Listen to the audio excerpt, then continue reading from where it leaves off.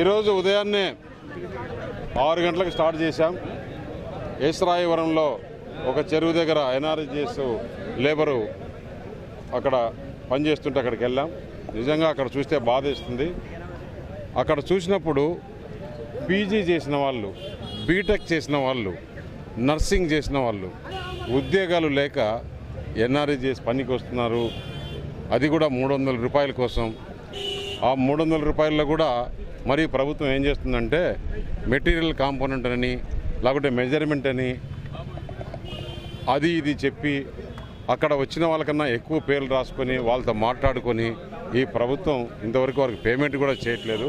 చాలా బాధేస్తుంది. ఎందుకంటే యువత ఇక్కడ ఎన్ఆర్జీఎస్ పనికి వెళ్తున్నారంటే చాలా బాధేస్తుంది. ఇక్కడ యువత చాలా ఎక్కువ ఉంది. అలాగే చూస్తున్నాం ఈరోజు పాయకరావుపేటలో కూడా మనం డోర్ టు డోర్ క్యాన్వాస్ పోతుంటే వీధులంతా ఎంత మురిగ్గా ఉన్నాయి, దుర్వాసన వస్తుంది. ఏమాత్రం ఈ ప్రభుత్వం శ్రద్ధ చూపట్లేదు. ఓన్లీ మేము బటన్ నొక్కితే వస్తుందని అనుకుంటున్నారు.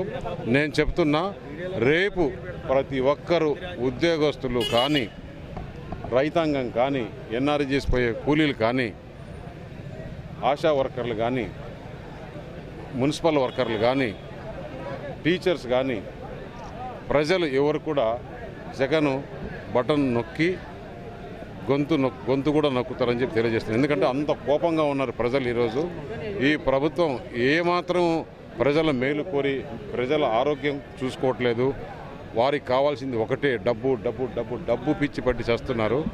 చెప్పేటివన్నీ కూడా ప్రతి ఒక్క మాట కూడా అబద్ధాలు మాట్లాడుతున్నాడు. ఏమి చెప్పినా ప్రజలు నమ్ముతారులే అనుకుంటున్నాడు. నిన్న అవినాష్ రెడ్డిని చిన్నపిల్లవాడు అంటాడు.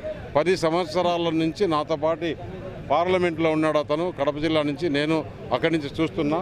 అతను చేసే అరాచకాలు ఏంటి, అకృతాలు ఏంటి, అతను చేసే అవినీతి ఏంటి, అసలు ఆ జిల్లాను మొత్తం దున్ని పడేశాడు, దోచేసుకున్నాడు. ఏమీ మిగిల్చకుండా మొత్తం అక్కడ ఉండే వనరులన్నీ అమ్మేసుకున్నాడు. చాండ్ అమ్మేసుకున్నాడు, మైనింగ్ అమ్మేసుకున్నాడు.